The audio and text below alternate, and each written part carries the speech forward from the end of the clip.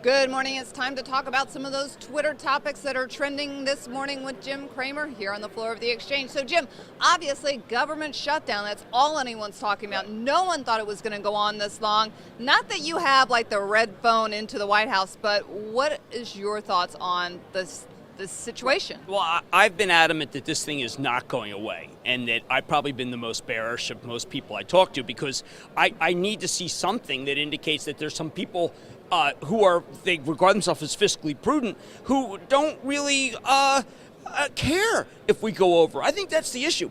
I'd like to see an up or down about how many people really care that we go over, because I think there's some people who just say, listen, that's the price we have to pay for our profligacy. Those are the people I'm worried about, because they seem to be in charge right now in the House. All right, let's talk about good places to be right now. Now, you're famous for your line, there's always a silver lining somewhere in the cloud. Right. Is there a sector that's best to be in right now, maybe defensive? Well, I mean, I think this is doing a lot of work on this issue. I mean, this is the Bristol-Myers market. I mean, what is Bristol? Bristol-Myers has a lot of cash. I'm using Bristol-Myers, please. I want to think, people have to understand that's a rubric for companies that don't need the credit markets. Those are the places to be if you think that we're going to default. Obviously, the opposite. So it's very binary. So what you would do is you buy calls on both, get stopped out. That's what you need to do. All right, well, there you go. There's a good idea for this day.